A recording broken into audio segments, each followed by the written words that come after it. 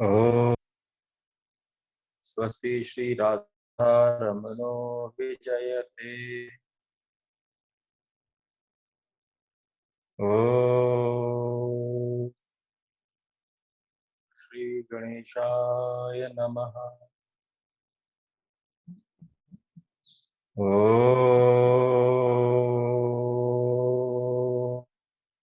श्री सरस्वत्यै नमः। ओम श्री गुरुभ्यो नमः। ओम नमो भगवते वासुदेवाय।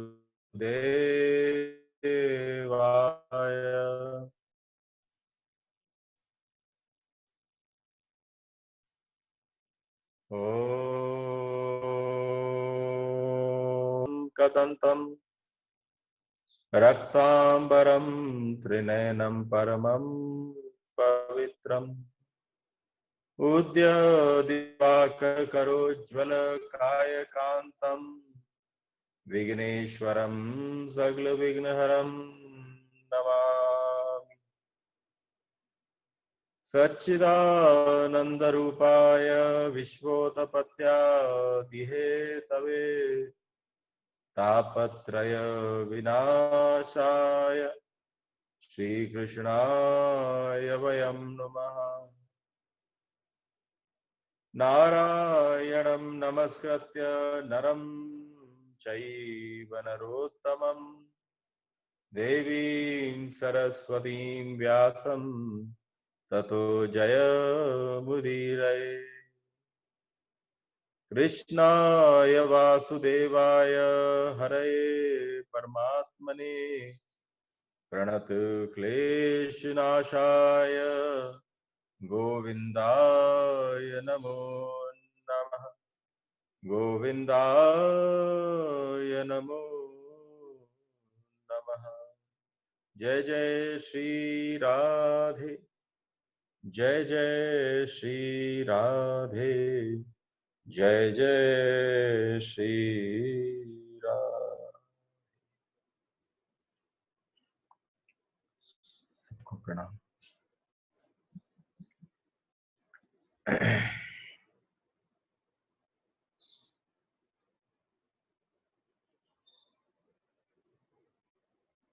कल के सेशन में हम लोगों ने प्राण ऊर्जा और अपान ऊर्जा के विषय में चर्चा की। प्राण ऊपर की तरफ उठती हुई ऊर्जा और अपान नीचे की तरफ जाती हुई। जब जब आपसे कोई किसी वर्कशॉप पर या कहीं भी किसी स्थान पर कोई आपसे बोलते हैं कि आप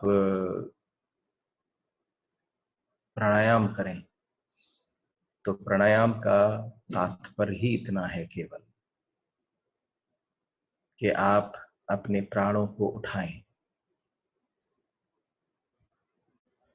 जिस किसी व्यक्ति ने एक बार भी इससे संबंध स्थापित नहीं किया कि प्राण कैसे उठाए जा सकते,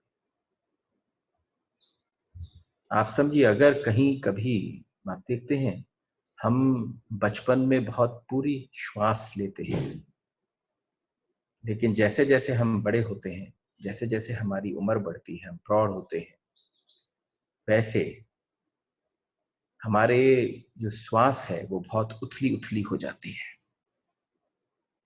बहुत उथली उथली श्वास लेते हैं हम लोग। किसी को भी कहीं भी गौर करिए, उसको थोड़ी देर लगती है तैयारी करने में कि आप अपने नाभि से कैसे श्वास लें, और नाभि तक अगर श्वास जाती है तो आपके मूलाधार पर चोट करती है। प्राणों तक जो उसको खींच के ऊपर ले जाता है वो आपके पूरा ब्रह्म के स्थान तक, सहस्त्रार तक मार करती है। तो एक पूरा मनुष्य का जीवन ये एक इनर साइंस है, जिसके विषय में आज बहुत से मॉडर्न चिकित्सक जो हैं वो बहुत जबरदस्त तरीके से रिसर्च कर रहे हैं, लेकिन भारतीय सनातन शास्त्र में आयुर्वेदाचार्य हमेशा किसी का इलाज इस वायु के माध्यम से ही करते थे कि वायु किस तरफ जा रही है। अगर आपने अपने प्राण वायु को ऊपर की तरफ उठा लिया और पूरी ऊर्जा उसमें लगा दी तो अपान स्वस्थ हो जाता है, तो अपान स्वस्थ हो जाता है। तो इतनी कोई दिक्कत नहीं होती शरीर में, लेकिन जिस व्यक्ति की श्वास बहुत उथली उथली रहती है, अपान उसका स्वस्थ नहीं है, तो आप देखेंगे जितने भी पेट के रोग, जितने भी पेट की परेशानियां हैं, वो उस अपान वायु की कारण है। तो एक प्रैक्टिस जो बहुत आवश्यक है कि ये आप अगर कर सकते हैं, if you can actually be introduced to this, you must start diaphragmatic breathing. ऐसी श्वास जो केवल आपके पेट को ऊपर और नीचे करती है। आप समझिए, आपसे बड़ा अपना चिकित्सक कोई नहीं हो सकता, सिर्फ ध्यान और होश, बोध की आवश्यकता है। बोध ऊपर का सूत्र है, मूर्छा नीचे का सूत्र है। बोध ऊपर का सूत्र है। जैसे ही आपको बोध होना प्रारंभ होता है तो आप समझिए कि अपने आप प्राण वायु अपने ऊपर के तलों पर जाने के लिए अग्रसर हो चुकी है। वो बोध का ही लक्षण है। अगर कोई व्यक्ति निरंतर भी, जब भी उसे स्मरण आए, सिर्फ श्वास पर बोध को साधता रहे तो किसी भी और साधना की जरूरत नहीं पड़ती। I am not the only one who is saying this to you. अगर आप इस बात को बहुत गंभीरता से अगर श्रवण करें तो एग्जैक्टली इफ यू जस्ट, जैसे आप कभी नाम पर बहुत ध्यान देते हैं तो नाम भी बिल्कुल उसी प्रकार से है। क्यों कहा जाता है कि जिस समय जो करो पूर्ण रूपेण करो। There is a word which is becoming very popular in the western world these days. It is called mindfulness. जहां पर हो, जिसमें हो, पूर्ण हो जाओ। श्वास भी लेते हो तो ध्यान रखो, उसके साथ भीतर जाओ, उसके साथ बाहर आओ।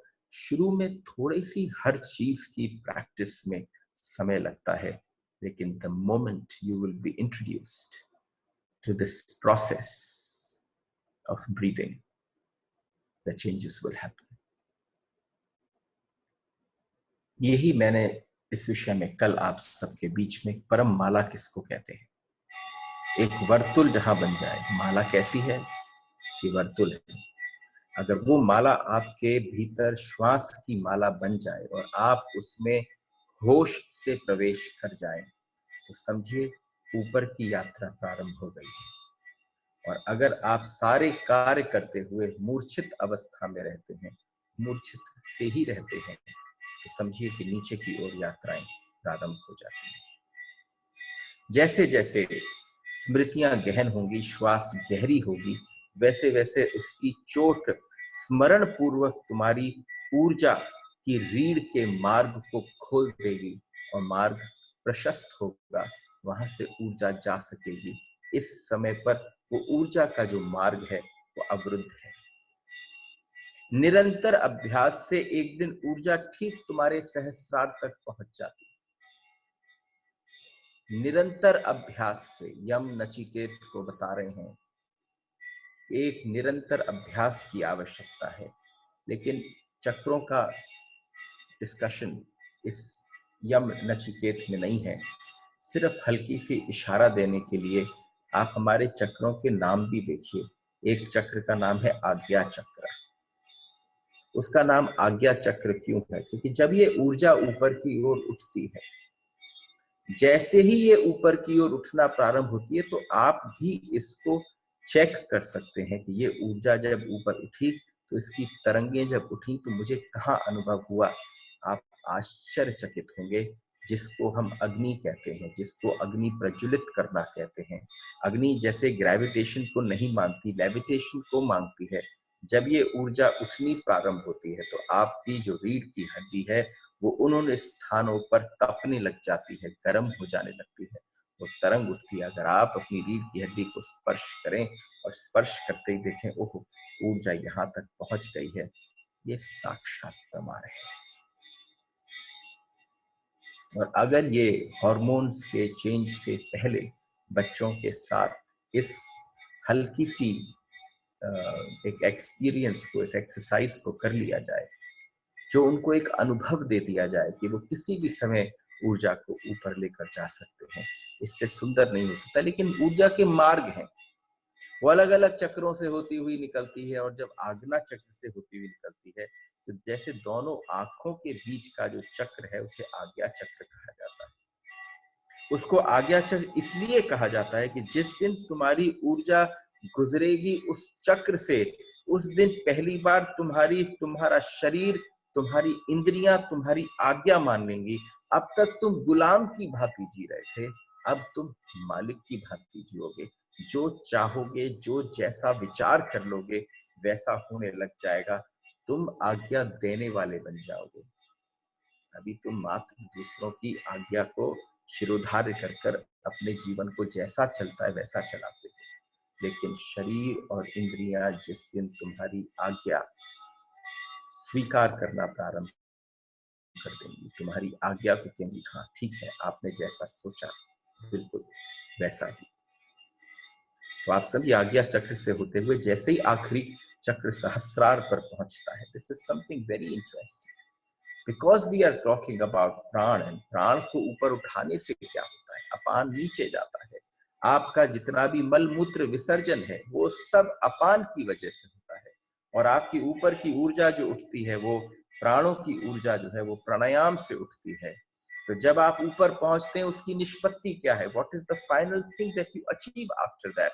जो आप मात्र किताबों में पढ़ते हैं और बड़े आनंदित होते हैं कि क्या ये पॉसिबल है।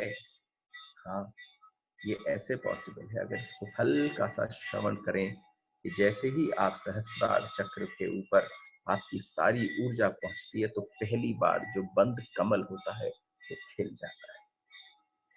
वो सहस्त्र पंखुड़ियों वाला कमल खिल जाता है। निश्चित ही जिस दिन वहां ऊर्जा पहुंचती है वहां पूरा मस्तिष्क ऐसा मालूम होता है जैसे हजारों हजारों पंखुड़ियां खुल गई हैं, समस्त सब कुछ खुल गया है। और आप देखिए ना किस प्रकार से कमल विकसित होता है। कमल विकसित होता है कीचड़ के बीच में से। कीचड़ कहाँ है हमारे जीवन में? मात्र जितनी भी वासनाएं हैं, हमारी जितनी भी काम वासना है, हमारी जितनी वासनाओं में हम जी रहे हैं, ये शरीर में जितनी वासनाएं हैं वो सारी कीचड़ हैं। और जो डंठल ऊपर की ओर निकलता है वो डंठल और कुछ नहीं, आपकी रीढ़ की हड्डी है। जैसे ही वो डंठल को लेकर उस माध्यम से वो अभी अध खिला हुआ कमल जो ऑलरेडी यहाँ पर विराजमान है, जैसे ही वो हल्का सा ऊपर की ओर उठता है तो वो कमल यूं खिल जाता है। वो सहस्रार चक्र है। जिस पल कमल खिलता है उस समय अनुभव पहली बार होने लगता है। आपने अगर गौर से कमल को देखा हो कि सन्यास की जो सबसे परम अवस्था है, और सन्यास का मतलब केवल वही नहीं है कि आपने वस्त्र बदल लिए, आपने वस्त्रों के रंग बदल लिए। अगर ये अनुभव आपको गृहस्थी में भी होते हुए अनुभव होता है तो आप समझिए उसके बाद उसके ऊपर कुछ भी डालिए, फिर उसकी पंखुड़ियों पर कोई असर नहीं होता। जल भी अगर डाल दें तो जल कैसे पड़ता है कि जल जब पड़ता है तो जल भी ऐसे उसके ऊपर विचरण करता है जैसे कि स्पर्श न हुआ। इस प्रकार से सारी वासनाएं आपके ऊपर आकर बरसात भी करती हो तो भी उनका स्पर्श उस व्यक्ति को नहीं होता जिस व्यक्ति ने, जिसने अपने बोध के कारण, प्राण की ऊर्जा को उठाने के कारण अपने सहस्त्रदल कमल को विकसित कर लिया। आइए सूत्र में बैठते हैं। शरीर में स्थित एक शरीर से दूसरे शरीर में जाने वाले जीवात्मा के शरीर से निकल जाने पर यहां इस शरीर में क्या शेष रह जाता है? ये एक बहुत बड़ा प्रश्न है। ये प्रश्न उठ रहा है कि जिस समय इस शरीर में से स्थित एक शरीर से दूसरे शरीर में जाने वाला जीवात्मा, यानी ये बात निश्चित है कि एक जीवात्मा एक शरीर को छोड़कर दूसरे में जाती है। जब जीवात्मा निकल जाता है तो शरीर में क्या शेष रहता है? वह जो निकल जाता है वही परमात्मा है।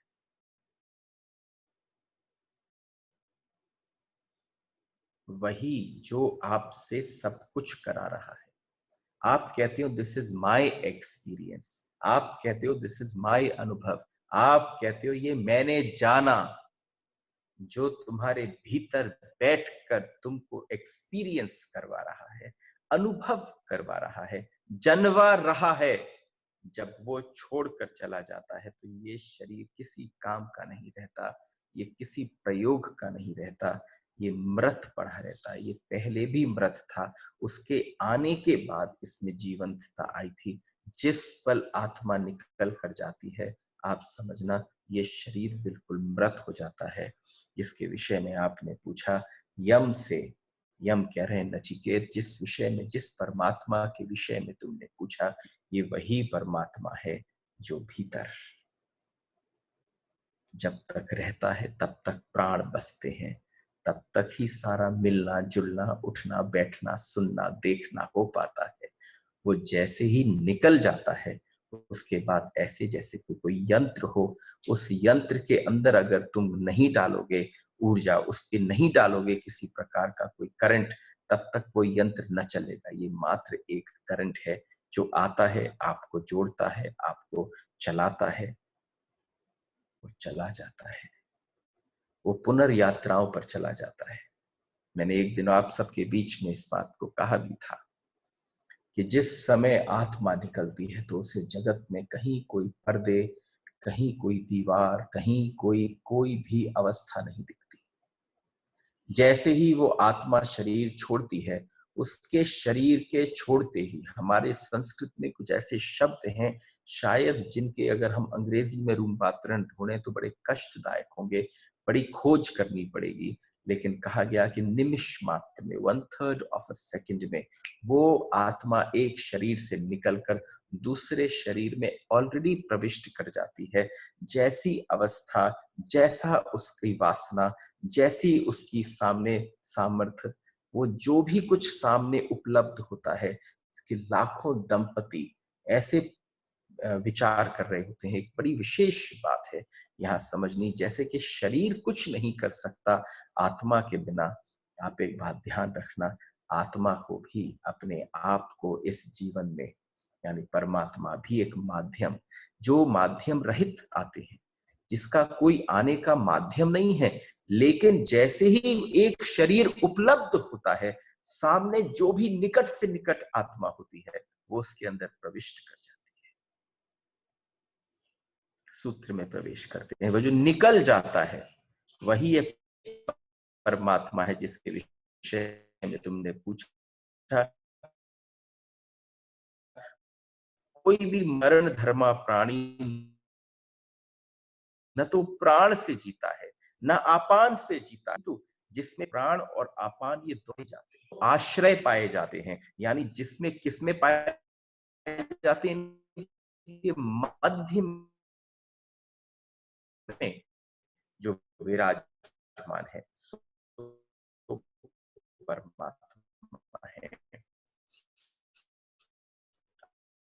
समझो, नचिकेता वह रहस्य है सनातन। अब जो हमारे नचिकेत के समक्ष यम ने बार बार रिपीट कही है, आप देखते हैं कोई बहुत इंपॉर्टेंट बात होती है तो मैं भी आप सबके बीच में बैठकर उसको रिपीट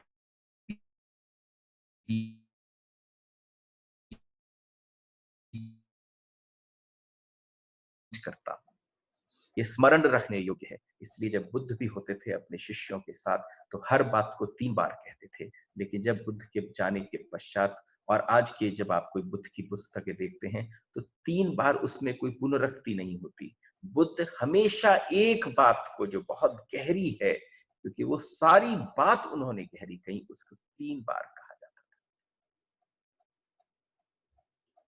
हमें स्मरण है जब हम बालक थे तो हमारे माता पिता हमसे कहते थे कि अगर एक बार किसी चीज को 3 बार पुनरुक्त कर लोगे तो वो तुम्हारी स्मृति बन जाएगी।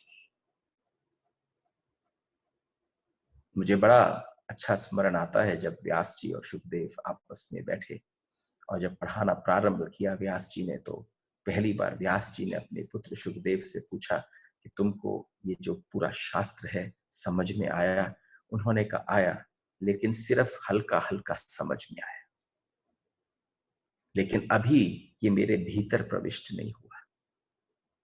उसके बाद उन्होंने उनको दूसरी बार पढ़ाना चालू किया, और जब दूसरी बार उन्होंने पढ़ाना प्रारंभ किया उस पूरे शास्त्र को, व्यास जी ने शुकदेव को, उन्होंने पूरे शास्त्र हो जाने के बाद प्रश्न किया, मैं ये जानना चाहता हूं, क्या तुम्हें ये पूरा शास्त्र आत्मसात हुआ? उन्होंने कहा, मेरे हृदय तक पहुंच गया, इसने मेरे हृदय को परिवर्तन कर दिया, मेरे भीतर असंख्य लाखों लाखों प्रश्न एक साथ उठने लगे, मैं उन प्रश्नों के उत्तर भी भीतर ढूंढने लगा, लेकिन अभी तक ये ग्रंथ मेरे भीतर आकर, ये शास्त्र मेरे रोम रोम में प्रविष्ट नहीं किया। तब व्यास जी ने अपने पुत्र को कहा कि ये शास्त्र अब आप रोम रोम में कैसे कर सकते हो?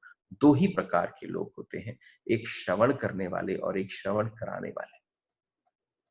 एक जो श्रवण करने वाला है, उसको 3 बार अगर एक शास्त्र बार बार पुनरुक्त किया जाए तो उसकी स्मृति और उसके मन और उसके हृदय और उसके स्वभाव में आ जाता है। और जो श्रवण कराने वाले हैं, जो श्रवण करा रहे हैं, उनकी क्या बात है कि जितनी बार उसे श्रवण कराया जाएगा, इतना बार वो उनके रोम रोम में अंदर प्रविष्ट हो जाएगा। हर बार जब वो कहा जाएगा तो उसके नए अर्थ निकले। सूत्र कहता है, जिसका जैसा कर्म होता है और शास्त्र आदि के श्रवण द्वारा जिसको जैसा भाव प्राप्त होता है, उन्हीं के अनुसार शरीर धारण करने के लिए कितने ही जीव आत्मा तो नाना प्रकार की योनियों को प्राप्त हो जाते हैं, और दूसरे कितने ही जीवात्मा वृक्ष लता पर्वत आदि स्थावर जंगम का अनुसरण करते हैं। ये जरा समझ लेने जैसी बात है।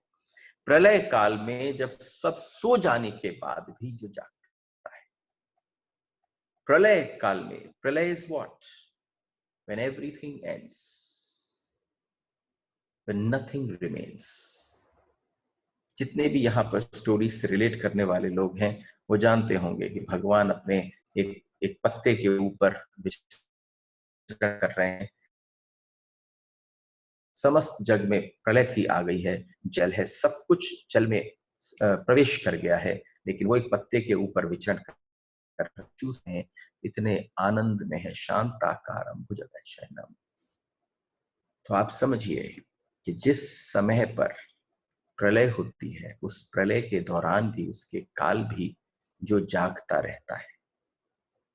और आप समझो, जो शास्त्रों की भाषा है, कभी कभी मुझसे ये प्रश्न उठ सकता है, आपके मन में भी उठता होगा कि for one particular thing when we try to get into a different दृष्टांत कंप्लीटली, वो इसलिए क्योंकि मुझे क्या लगता है कि जिन गड्ढों में मैं प्रवेश कर चुका हूं, जहां धक्के खा चुका हूं, जहां पर समझने में मुझे दिक्कतें आई हैं, और उस गड्ढे से मैं बाहर कैसे निकला हूं, जिन जिन दृष्टांतों ने मेरी मदद करी, बस केवल वही आपके साथ शेयर कर रहा हूं।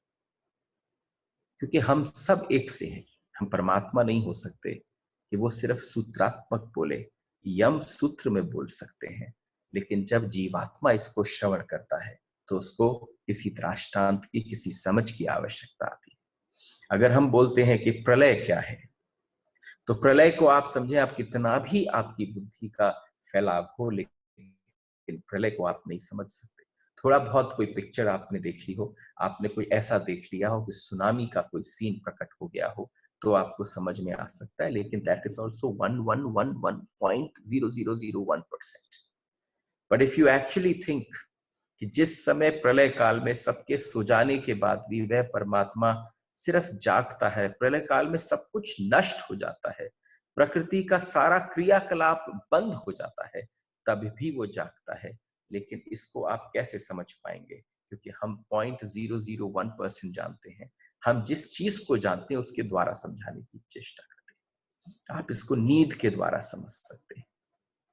शरीर यानी प्रकृति जब सो जाता है, जब शरीर और प्रकृति दोनों एक चीज हैं, जब प्रकृति विलीन हो जाती है, जब शरीर आपका विलीन हो जाता है, मैंने आप सबसे कहा, अगर आपको भ्रांति हो कि आप कितने घंटे सोते हो, आप सो ही नहीं सकते। वो आपका शरीर भले ही थक गया हो, आपको आदत पड़ गई हो 8, 9, 10 घंटे सोने की, लेकिन अगर वास्तव में देखा जाए तो निद्रा केवल 10 मिनट से ज्यादा की नहीं होती।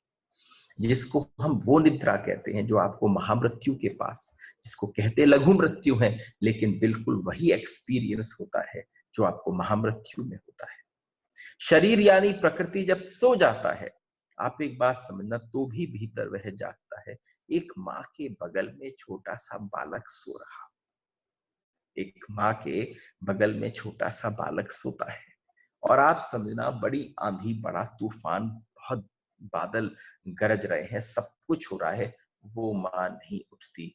लेकिन जैसे ही उसका छोटा बालक उसके बगल में पड़ा हुआ हल्का सा गुनगुनाता है, उसी समय उसकी आंख खुल जाती है, जो उसके भीतर बैठकर उसकी घोर निद्रा में भी, उसकी गहन निद्रा में भी ये जानता है कि उसके साथ जो संबंध है, जो उसको जगा देता है, वो जगाने वाला जो है इस प्रलय काल में भी जीवित रहता है, वही रहता है और कुछ नहीं रहता।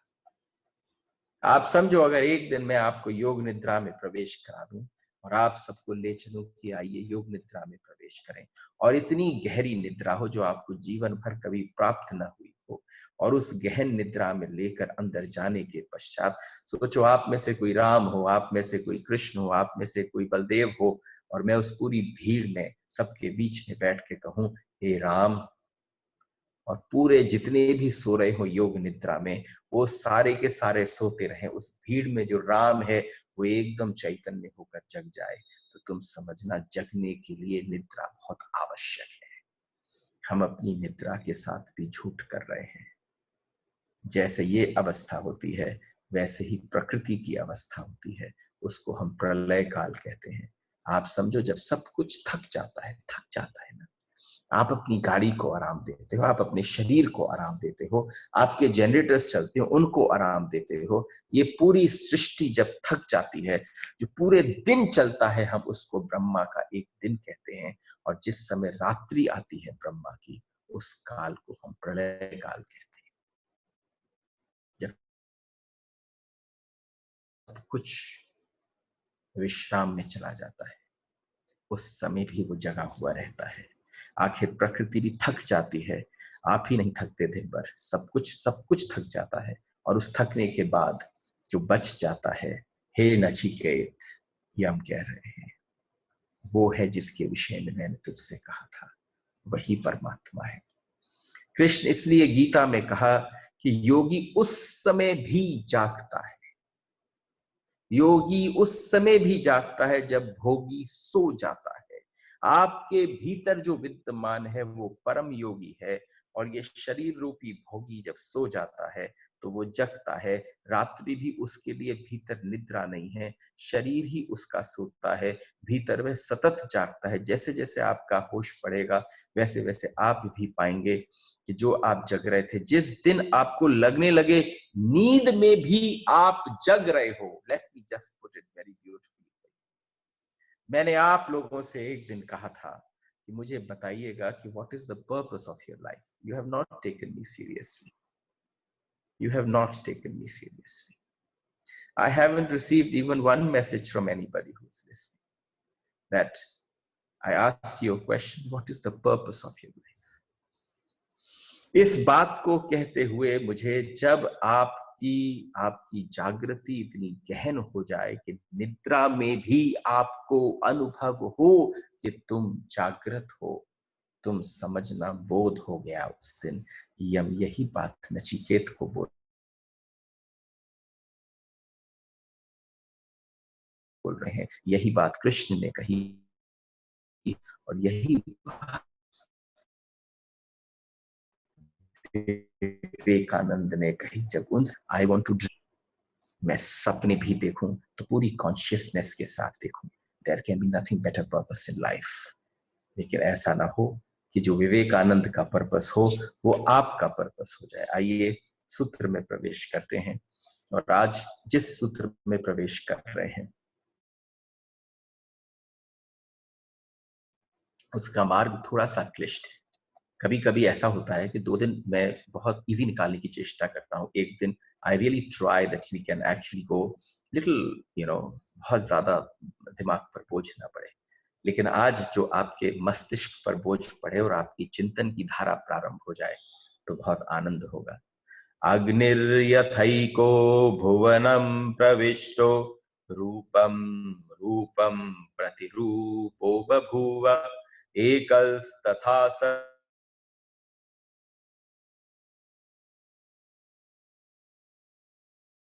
सर्वभूतान्तरात्म वायुर्यथैको भुवनं प्रविष्टो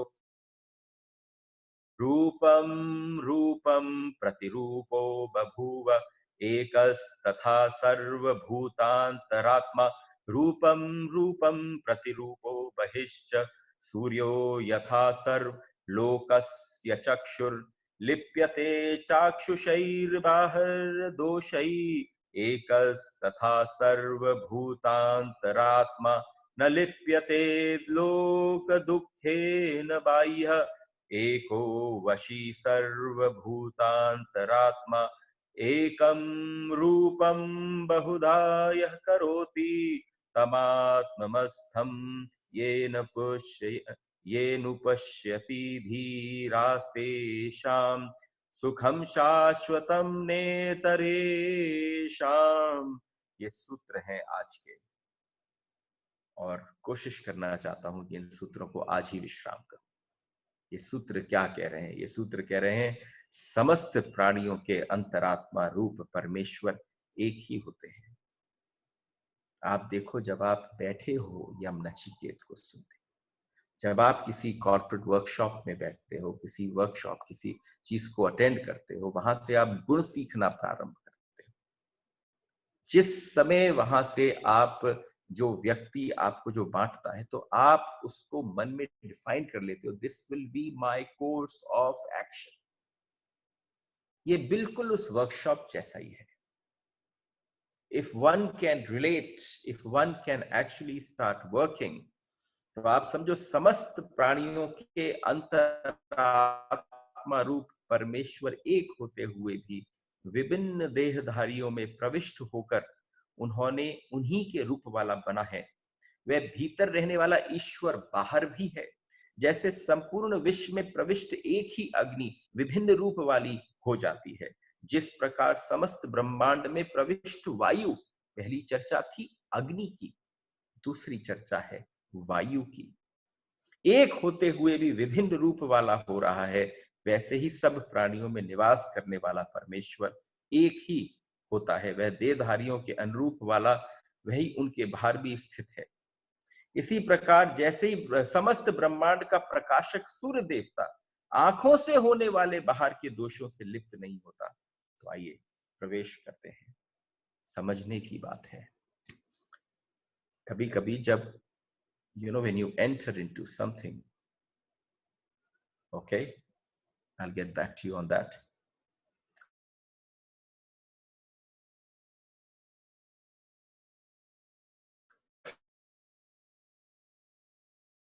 महीना भर हो गया, मुलाकात हो गई है, कहीं मिलेंगे तो रिलेट भी कर पाएंगे कि किसी भी सूत्र में प्रवेश करने से पहले व्हाट इज मोस्ट इंपॉर्टेंट, हम उसके रहस्य को जान लें। पकड़ में बहुत ढंग से आ जाएगा, आपको अपनी विचारधारा भी समझ में आ जाएगी। जीवन के परम रहस्य के संबंध में तीन दृष्टियां हैं। एक दृष्टि है हिंदू उपनिषद वेदों गीता की, एक है बुद्ध की, एक है महावीर की। हमारे भारत को इन तीन धारणाओं ने, इन तीन दृष्टियों ने अच्छी तरह से बांट दिया, बीच में भी बट गया था। शेष सब उनकी अभिव्यक्तियां हैं, आत्मा नहीं परमात्मा है। अलग अलग बातचीत होती है, व्यक्ति नहीं समझती है। दूसरी दृष्टि है जैनों की, वह परम तत्व एक नहीं असंख्य है। वो परम तत्व एक नहीं असंख्य है। और जब बुद्ध की चर्चा होती है तो वो कहते हैं न आत्मा है न परमात्मा है, एक ही चीज है, वो है परम शून्य। वो केवल परम शून्य है। तो आप समझें, जीवन के परम रहस्य के संबंध में तीन दृष्टियां हैं।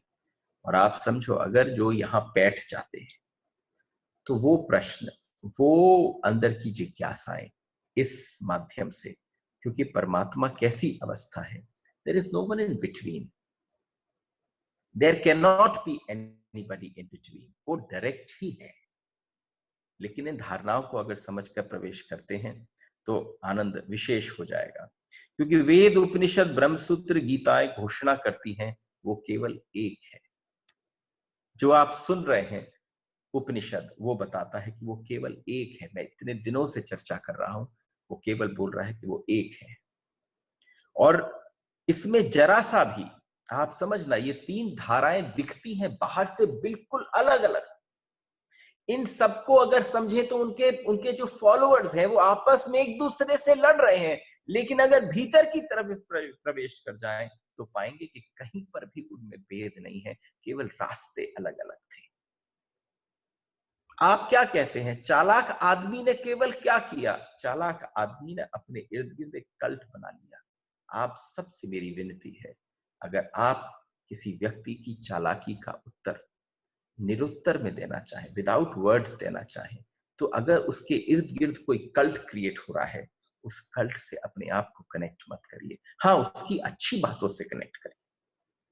उसकी कोई अच्छी चीज ऐसी है जो आपको लगता है कि स्वीकार करनी चाहिए, उससे जरूर कनेक्ट करिए, लेकिन उस व्यक्ति के कल्ट के साथ कनेक्ट मत करिए। This is not about cult, it is about experience. तो वेद, उपनिषद, गीताएं घोषणा करती हैं कि एक है, और इस एक को अज्ञानियों ने जो अर्थ लिया वो बहुत भयंकर हो गया। उन्होंने कहा जब वो एक ही है, अर्थ यह हुआ तब कुछ भी करने योग्य नहीं है, तुम कुछ कर ही क्या लोगे जब वो ही है और हम है ही नहीं। तो यहां क्या हुआ, यहां प्रमाद और आलस्य बढ़ गया। शंकराचार्य के जो मत है उसका अज्ञानियों ने अर्थ का अनर्थ कर दिया। अगर एक ही तत्व का सारा विस्तार है तो जीवन में कुछ करने का उपाय बचता ही नहीं है। तब शुभ अशुभ में क्या फर्क है, तब धर्म अधर्म में क्या भेद है। इसलिए कोई आवश्यकता, लोग कहते हैं वेद पढ़ रहे हैं, उपनिषद पढ़ रहे हैं, गीताएं कंठस्थ कर ली हैं, लेकिन कुछ करने योग्य शेष न रह जाए, जीवन रूपांतरित ही नहीं हुआ। इसलिए क्योंकि उन्होंने उस एक की धारा को दूसरी तरफ गतिमान कर दिया। जिन्होंने ये प्रतिपादन किया था उनका यह इरादा नहीं था, उनका केवल इतना इरादा था, ज्ञानी चाहते थे कि अज्ञानियों के मंतव्य कहीं मेल नहीं खाते आपस में, तो आओ उनको एक सूत्र दे देते हैं। जिन्होंने कहा था एक है, उनका प्रयोजन था तुम अपने को छोड़ दो, तुम हो ही नहीं, वही है, वही तुम्हारी अस्मिता है, वही सब कुछ है, एक बार अपने आप को समर्पण कर दो। इसलिए जिस पल उसने कहा अज्ञानियों ने उसके दूसरे अर्थ निकाल लिए। उस विराट में तुम अपनी सरिता को खो दो, वो एक की निष्पत्ति है। जब तुम जानते हो कि केवल वही है, आप समझो, चाहे ज्ञान का मार्ग हो चाहे वैराग्य का मार्ग हो। I am literally saying understand this portion very well, because if you skip this, आपको समझ में ही नहीं आएगा ये जो धारणा है। हमारा शास्त्र, क्योंकि जैसे जैसे अब हम बिल्कुल लास्ट स्टेजेस पर हैं कठोपनिषद के, और एक साथ मात्र 15 से 20 मिनट पर हम तीनों धारणाओं को समझाने की चेष्टा कर रहे हैं कि आपके उपनिषद, गीता, वेद की धारणा क्या थी, आपके बुद्ध की धारणा क्या थी, और आपके महावीर या जैनियों की धारणा क्या थी। तीनों में कहीं कोई भेद नहीं था। अपने को अलग बचाने की कोशिश मत करो। जीवन की सारी चिंता मैं अलग हूं इससे पैदा होती है, लेकिन अगर मैं अलग हूं तो मेरी सुरक्षा करनी पड़ेगी। अगर मैं अलग हूं तो मैं अपने आप को इनसिक्योर फील करता हूं, लेकिन जिस समय मैं उसके साथ एक महसूस करता हूं, आपकी सारी इनसिक्योरिटी गिर जाती है। आपको लगता है कि वही है, सब कुछ वह संभाल लेगा। जिस पल ये निष्पत्ति भीतर आती है, that is the highest state of experience one can have। मैं सबसे लड़ रहा था, जीवन के संघर्ष, कोई मेरे साथ नहीं, सब वस्तुतः मेरे प्रतियोगी हैं। जब ये बात आने लग जाए, ये सिर्फ तब आएगी। आपको सब अपने से पृथक पृथक तब तक दिखते हैं जब तक आपको सब अपने में नहीं दिखते, आपको एक नहीं दिखते। और मैं अलग हूं तो मृत्यु का भय समा जाता है। आप समझना, जिस समय आपको आप अलग, अकेले, एकांत, वो एकांत नहीं जो सध जाता है, वो एकांत जिसको लोनलीनेस की दृष्टि में कहते हैं, वहां मृत्यु का भय बढ़ जाता है, क्योंकि फिर मुझे मरना ही पड़ेगा। व्यक्ति को तो हम रोज मरते देखते हैं, समष्टि कभी नहीं मरती। जिन्होंने चाहा था कि एक की धारणा व्यापक हो जाए, उनका प्रयोजन था उनका अहंकार बिखर जाए, टूट जाए, अहंकार तो नहीं बिखरा। यह तो ज्ञानी का प्रयोजन था। अज्ञानी ने जो उसका अर्थ निकाला, उसने उस परम ब्रह्म की एक की धारणा से अहंकार को तोड़ा ही नहीं, अहंकार को और बढ़ा लिया। उसने कह दिया मैं ही ब्रह्म, अहम ब्रह्मास्मि में क्या अगर मंतव्य था। अहम ब्रह्मास्मि कहकर ऋषियों ने क्या कहा था? उन्होंने कहा था अहम ब्रह्मास्मि, अब ब्रह्म है मैं नहीं। आपने क्या धारणा कर ली? अब मैं ही ब्रह्म हूं। जो धारणा प्रकट हुई वो अहम ब्रह्मास्मि की है। ज्ञानियों ने चाहा था जिस दिन ऐसा साफ अनुभव हो जाएगा, एक ही है, उस दिन सारे पाप गिर जाए, लेकिन हुआ नहीं। अगर मैं ही हूं सब में, अकेला मैं ही हूं सब में फैला हुआ, तो एक ही है, दूसरा कोई है ही नहीं। जब दूसरा कोई नहीं है, हम क्यों गीता के एक श्लोक को पकड़ते हैं जो प्रथम उसमें बोला जाता है माम का पांडवाश्चैव। और जब कोई बहुत बड़ा संत आकर, कोई बहुत बड़ा ज्ञानी उसका वो करता है, माम का कहाँ गलती हो गई धृतराष्ट्र से, वो पूछ रहे मेरे पुत्रों ने क्या किया। जैसे ही आपने मेरा कहा तो सामने वाला पृथक हो गया, अलग हो। आप सबको अगर मिला लेते, आज कैसा दिखता है? आज के समय में हम सब एक साथ एक समस्या से लड़ रहे हैं। तो आज आपको कोई भी समस्या, हाँ, अगर एक देश पर अत्यधिक रूप से ये आया हुआ होता और देश आनंद और मौज में होते, तो आप समझो आपको अलग अलग दिखते। आपको लगता है समस्त ब्रह्मांड इस समय बिल्कुल एक है, एक ही परेशानी से जूझ रहा है। जहां एक होता है तो आपको थोड़ी सी तसल्ली हो जाती है। आप अगर उस एक को मान लो तो तसल्ली कितनी बड़ी हो जाएगी, इस धारणा को। और अगर यहां से दूसरी धारणा पर प्रवेश करते हैं, तो महावीर ने ब्रह्म को बिल्कुल ही छोड़ दिया। महावीर ने साफ कह दिया कि वो एक है ही नहीं, असंख्य है। और उस असंख्य की निष्पत्ति क्या हुई? और तुम्हें शुद्ध होना हो, परिशुद्ध होना हो, पाप पाप है, पुण्य पुण्य है, और सभी में एक ही नहीं छाया छाया हुआ है, बुरा है, बुरा बुरा है, भला भला है, और दोनों के बीच की जो भेद रेखा साफ है, उस भेद रेखा को खो नहीं देना है। इसलिए महावीर ने अपने विचार को भेद विज्ञान कहा, उपनिषद ने अपने विचार को अभेद विज्ञान। That is the difference between Mahavira and Shankara. एक भेद विज्ञान है, एक अभेद विज्ञान है। और महावीर की ने अपनी पूरी पद्धति को कहा भेद का स्पष्ट बोध, गलत कहां है, सही कहां है, शुभ कहां है, अशुभ कहां है, साधुता कहां से शुरू होती है, असाधुता कहां से शुरू होती है। उन्होंने कहा सब कुछ तुम्हारे से होगा। जिस पल उन्होंने कहा, तो आज जिनी साधु जो है वो अहंकार से भरता चला गया। वहां परमात्मा का कोई भाव नहीं, सब कुछ मैं ही हूं, सब कुछ मेरे करने से ही होगा, सब कुछ मुझसे ही होगा। तो आप देखते होंगे जब परमात्मा है ही नहीं, तो फिर किसके आगे नमन करना? आप देखते होंगे कि जब जैन कहीं पर, साधु कहीं पर मूव करते हैं, तो उनकी जो धारणा होती है वो बहुत अकड़ की होती है, बहुत अहंकार से भरे हुए की होती है। महावीर का प्रयोजन था व्यक्ति शुद्ध हो जाए, स्वयं परमात्मा हो जाए, शुद्ध हो जाए, केवल शुद्ध, क्योंकि शुद्ध हो जाना ही परमात्मा था। लेकिन वहां क्या हुआ? अज्ञानी ने समझा कि मैं हूं और कोई परमात्मा नहीं है। वहां पर अहंकार जागृत हो गया। और अगर कोई प्रवेश करे कि बुद्धिज्म ने क्या कहा, जब बुद्ध ने देखा कि ब्रह्म भी गर्त में ले गया, आत्मा भी गर्त में ले गई, तो बुद्ध ने कह दिया both the dimensions. Buddha actually saw कि शंकर से क्या हुआ।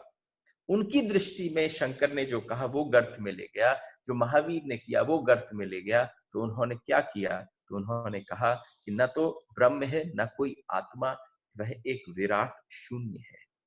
बड़ा अद्भुत प्रयोजन था। न कोई ब्रह्म है, क्योंकि जो भूल हिंदू चिंतना से हुई थी उसकी जड़ काटनी जरूरी थी, और उसकी जड़ पूरी तरह से बुद्ध ने आकर काटनी चाहिए। जो भूल जैन चिंतना में हुई थी उसकी जड़ काटनी थी। न कोई आत्मा है, तुम ही हो भीतर, भीतर कोई भी नहीं है। इससे ना को कुछ को पा लेना ही परम ज्ञान है, बुद्ध ने कहा।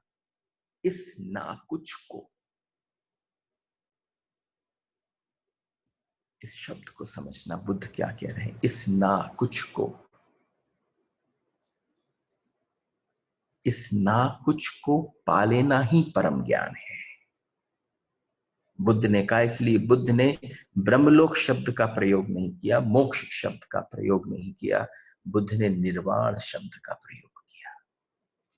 जिस शब्द का प्रयोग किया वो निर्वाण था।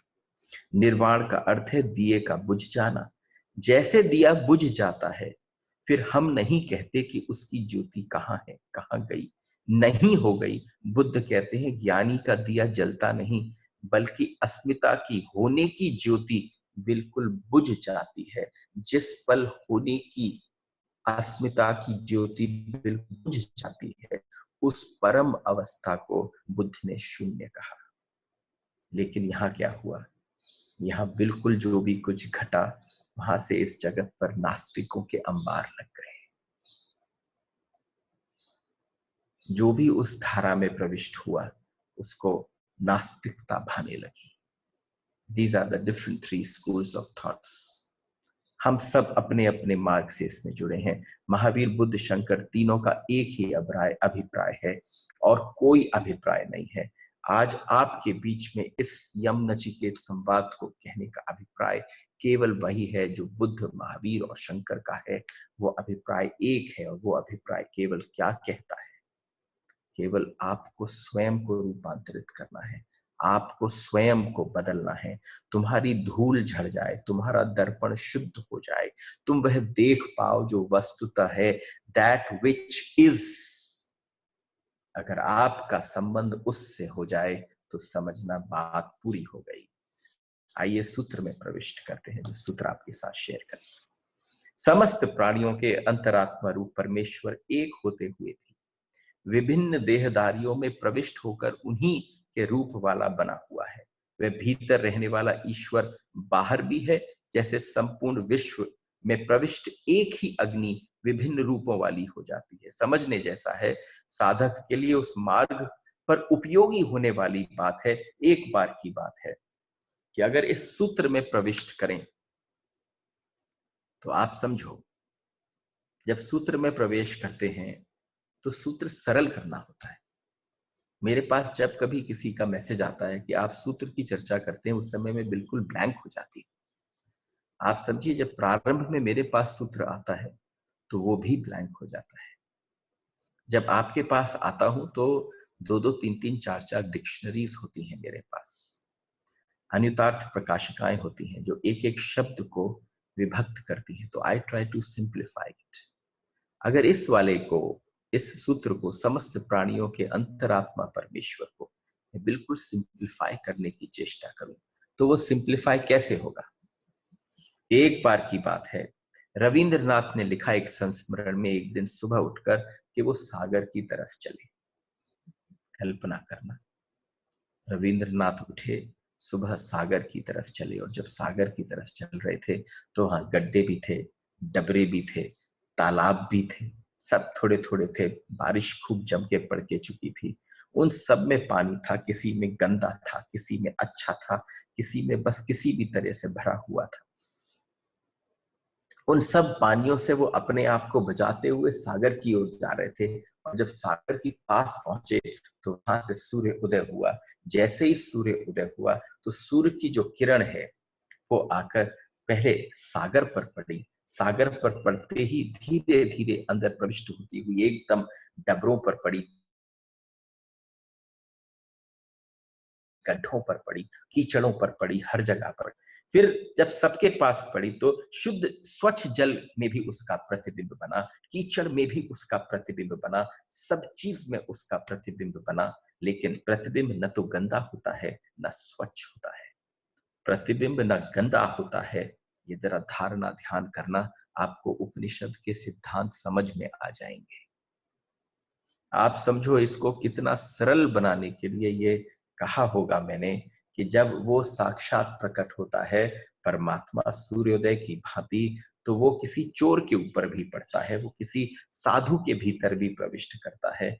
लेकिन ध्यान रखने की बात है कि प्रतिबिंब कभी गंदा नहीं होता और न कभी स्वच्छ होता है। प्रतिबिंब कैसे गंदा हो सकता है?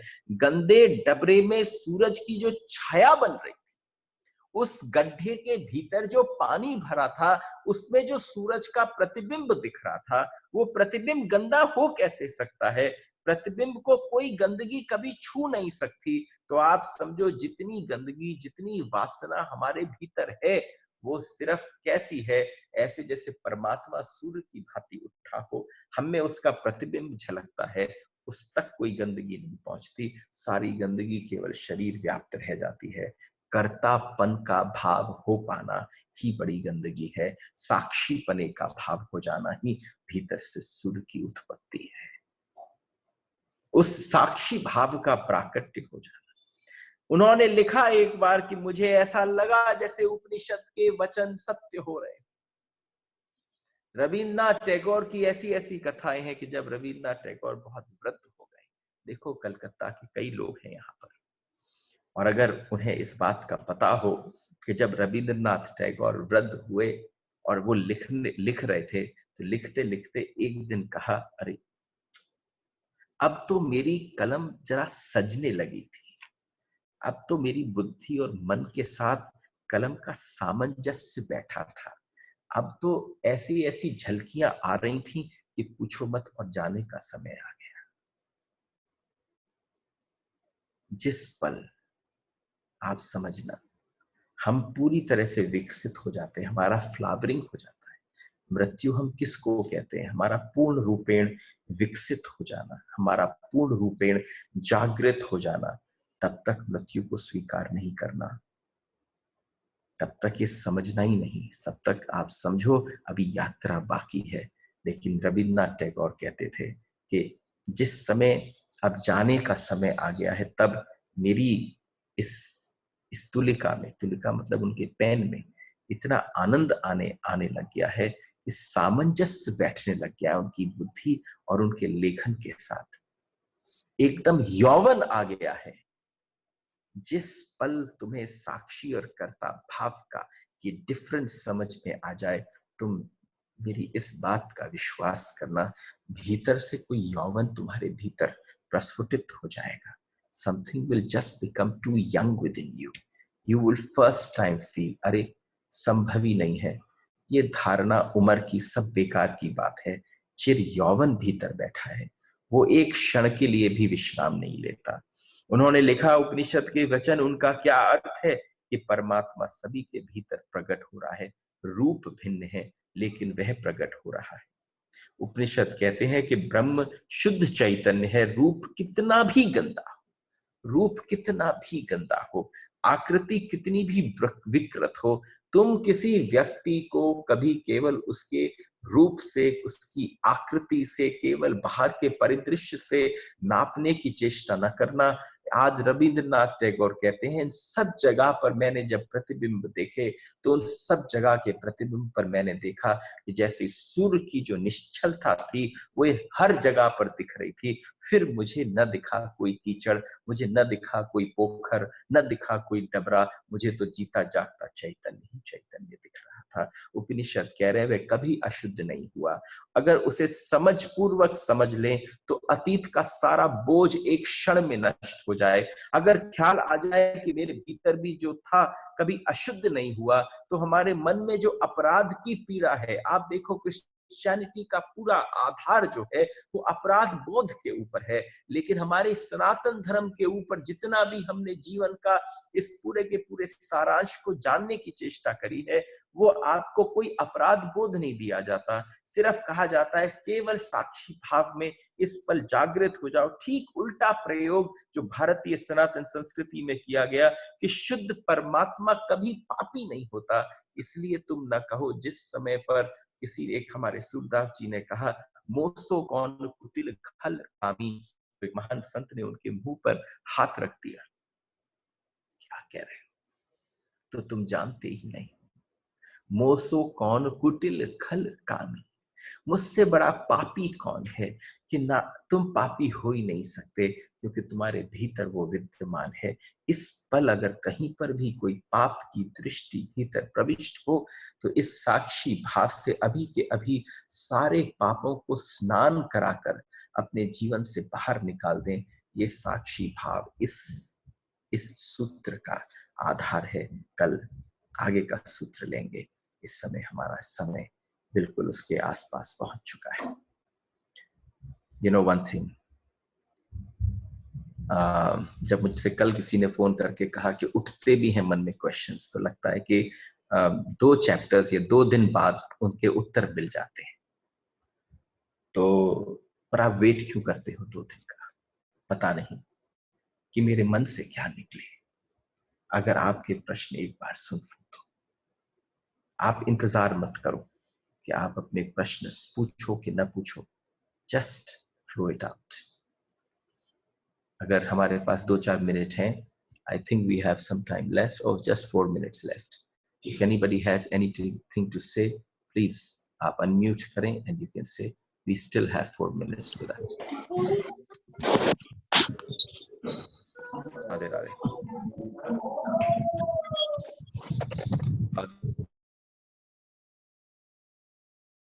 Okay, everyone can unmute themselves if they have a question.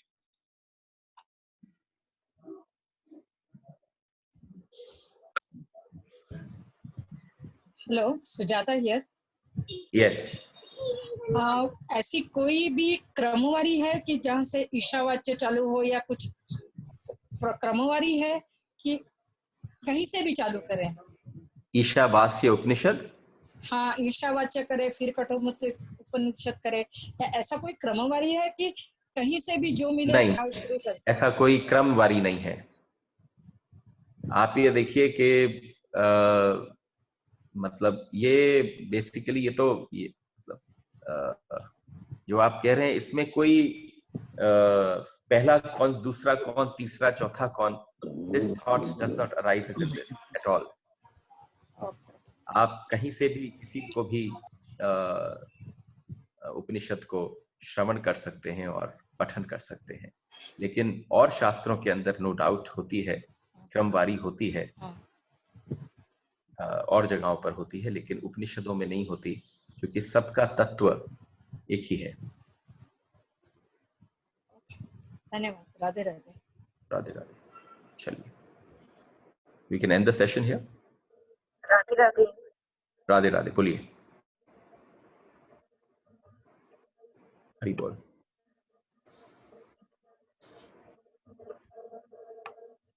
No more questions. Radhe Radhe भैया जी। कल अक्षय तृतीया है, क्या किया जाए? राधे राधे। कल हेलो, कल अक्षय तृतीया है, क्या किया जाए?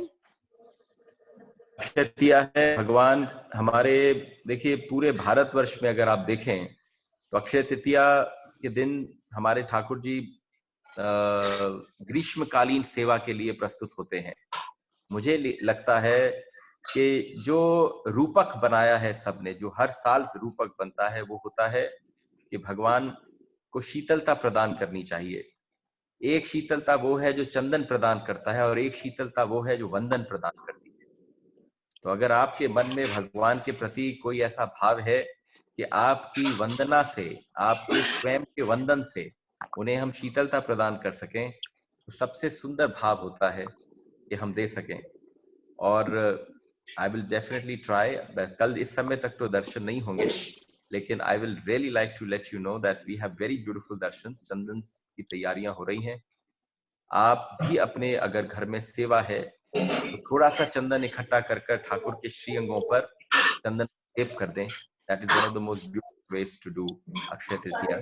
तो मैं और बातों में नहीं पढ़ना चाहता कि अक्षय तृतीया के दिन इस समय पर क्या क्या करना चाहिए। हम सब लॉकडाउन हैं, लेकिन आपको बताऊं, सारे उत्सव, सारे त्योहार केवल वंदना से प्रारंभ हो सकते हैं।